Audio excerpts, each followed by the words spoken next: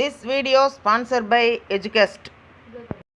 The struggle to find courses that truly speak your language, it's finally over.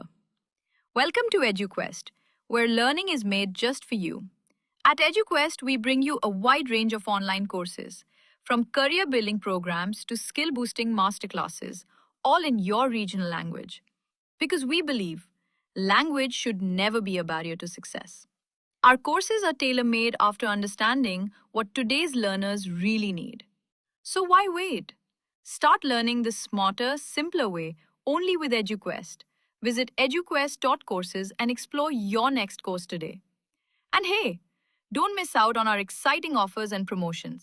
Hi friends, எல்லாருக்கும் வணக்கம். இன்றைக்கி என்ன பார்க்க போகிறோம் அப்படின்னா, ரொம்ப முக்கியமான விஷயம் ஒன்று பற்றி தான் பார்க்க போகிறோம்.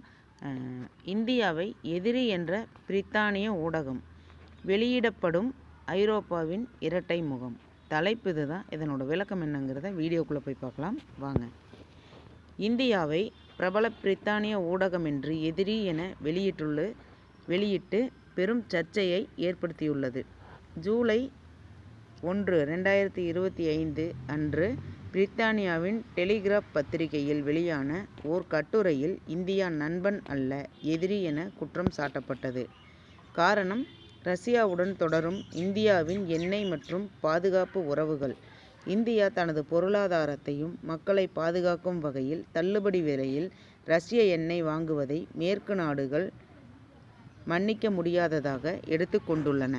இந்தியாவின் வெளியுறவு கொள்கை என்பது நாட்டின் பாதுகாப்பின் அடிப்படையில் அமைந்தது என்று வெளிவிவகார அமைச்சர் எஸ். ஜெய்சங்கர் தெளிவாக கூறியிருக்கிறார். யாரையும் திருப்திப்படுத்துவதற்காக இந்தியா தனது நலன்களை துறக்க முடியாது. ஆனால் இதை விமர்சிக்கும் பிரித்தானியா கடந்த பல ஆண்டுகளாக லண்டனை ரஷ்யா கருப்பு பணத்தின் தங்க குடிலாக மாற்றியுள்ளது. விபரப்படி ரஷ்யா ஊழல் தொடர்புடைய 1.5 பில்லியன் பவுண்டு பதிவிலான சொத்துக்கள் லண்டனில் உள்ளன. அதுபோல விஜய் மல்லையா, நிரவ் மோடி, சஞ்சய் பண்டாரி போன்ற இந்திய ஊழல்வாதிகள் பிரித்தானியாவில் வசிப்பதை ஏன் டெலிகிராப் பத்திரிகை கண்டிக்கவில்லை? மேலும் யாராவது இந்திய ரஷ்ய எண்ணெய் வாங்குவதை விமர்சிக்க முனைந்தால் முதலில் ஐரோப்பியர்கள் இந்தியாவில் சுத்திகரிக்கப்பட்ட ரஷ்ய எண்ணெய் தான் வாங்குகிறார்கள் என்பதை ஏற்க வேண்டும். இந்தியா 2024 ஐரோப்பாவின் மிகப்பாரிய சுத்திகரிக்கப்பட்ட எரிபொருள் வழங்குனராக மாறியுள்ளது. இதுதான் உண்மை. இந்தியா ரஷ்யாவுடன் பாதுகாப்பான உறவுகளை வளர்த்தது. மேற்கு நாடுகள் இந்தியாவுக்கு ஆயுதம் கொடுக்க மறுத்தபோதுதான். அதனால் INS